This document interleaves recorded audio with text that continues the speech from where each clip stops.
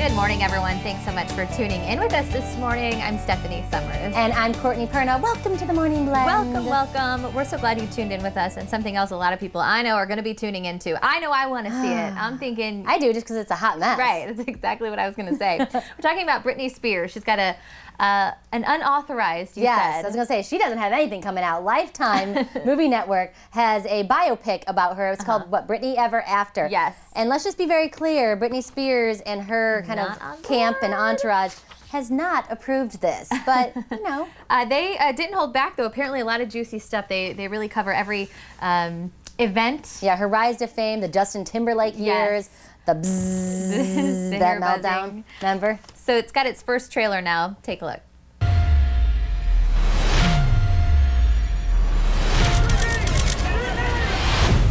I'm not gonna say I was fun, because I wasn't. Everything's just kind of this blur, you know? Until you hit the rock bottom. I wanna be strong for my fans. They're what keeps me going.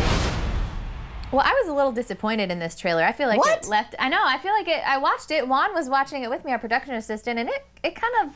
Well, you're not supposed to know the whole movie. But it you didn't already know the much. story. There was a couple of her swishing around on stage, and that was about the end of it. I still want to see it. It's called a tease, Stephanie. Because I'm telling you, they left a little bit out. That's all. But I still want to watch it because I grew up. I was a Britney Spears fan for sure. I was a Britney Spears fan as well until I saw her do a terrible, awful half energy performance in Las Vegas, and then I was like, I'm done. Everybody has their down days, right? This was not a down day. This was She's like not I don't having it. care. She said, "You're I hate over my it." life. Get me off the stage. But now apparently she's slaying it in her new show in Las Vegas. That's I what have we not hear. seen that one yet. Didn't you? Oh, okay. So I was have you never gone to a show of hers in Vegas? I thought you did. Yeah, I did. That's what I'm talking about. But it wasn't. But it was before her like residency that she has now. This was like a performance that she did at the Palms one time because she's very good friends with George Maloof, who owns the Maloof Brothers. So he brought her in kind of in the downtime, trying to bring her back. And it was at Rain nightclub, and it was just a mess. Maybe at that time she was still kind of a mess in her life and just I think wasn't. she was because it was a mess on stage. Really? It was that I was bad, so disappointed. My friend Tony, who was here last week, and her and I went, we were so excited. I mean, shaking, I was pumped, and then just to watch her, it looked like she was practicing, like she wasn't even doing the moves full out. Oh, wow. Well, she had this look on her face the whole time. Especially when you're paying, I'm sure you paid ticket. Well, I didn't pay. No, she's VIP. Duh. Come on.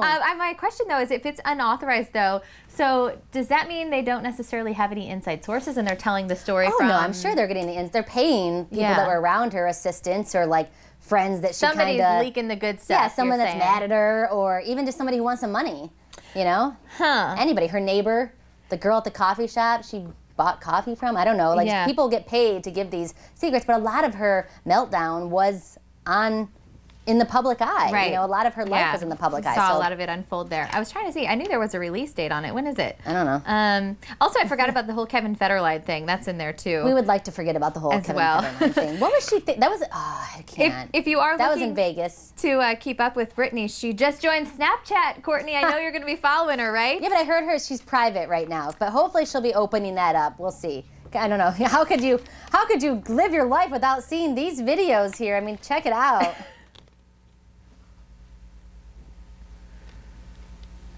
Okay, so I don't know which, is this the one with the mouse? Yes. The mouse, yeah. She's talking about, she was in Las Vegas, and then she's talking like this, and then she went outside, it was really nice, and then she went up to Red Rock, which is a mountain range nearby, and then there was snow.